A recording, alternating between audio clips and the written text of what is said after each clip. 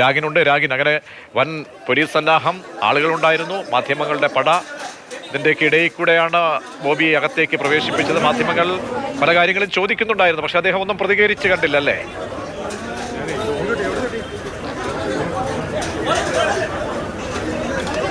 അതിനിടയിൽ താൻ തെറ്റ് ചെയ്തിട്ടില്ല എന്നൊരു പരാമർശം ബോബി ചെമ്മണ്ണൂർ ഈ തിരക്കിനിടയിൽ പറഞ്ഞതായാണ് മനസ്സിലാക്കാൻ കഴിയുന്നത്. ഈ മാധ്യമപ്രവർത്തകർ ഒട്ടനവധി പേരുണ്ടായിരുന്നു, പൊതുജനങ്ങളുണ്ടായിരുന്നു, അങ്ങനെ നിരവധി പേർ ഇവിടെ ഉണ്ടായിരുന്നു. ഈ ഘട്ടത്തിൽ നമ്മളുൾപ്പെടെ ചോദ്യങ്ങൾ ചോദിച്ചിരുന്നു.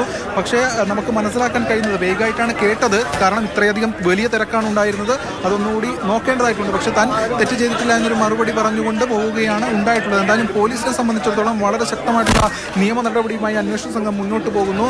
ചോദ്യം ചെയ്യൽ ഉൾപ്പെടെയുള്ള കാര്യങ്ങൾ ഇപ്പോൾ തന്നെ ആരംഭിക്കും. കാരണം വേഗത്തിൽ തന്നെ ഈ നടപടിക്രമങ്ങൾ പോലീസ് സ്വീകരിക്കുന്നുണ്ട്. അതിന്റെ ഭാഗമായിട്ടുള്ള നടപടികൾ പോലീസ് കൈക്കൊള്ളുകയാണ്. ഇതിനുശേഷം വിശദമായിട്ടുള്ള സ്റ്റേറ്റ്മെന്റ് ഈ ബോബി ചെമ്മണ്ണൂരിൽ നിന്നും പോലീസ് സംഘം ശേഖരിക്കും. അതിനുശേഷമായിരിക്കും അറസ്റ്റ് റെക്കോർഡ് ചെയ്യുക. തുടർന്ന് ഒരുപക്ഷെ ഇന്ന് തന്നെ കോടതിയിൽ ഹാജരാക്കും.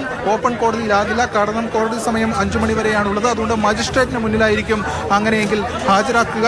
എന്തായാലും ഇത്തരത്തിൽ ഒബ്സീനായിട്ടുള്ള ഒട്ടനവധി കമന്റുകൾ ഈ ഇതുമായി ബന്ധപ്പെട്ട് നടത്തിയിട്ടുണ്ട്.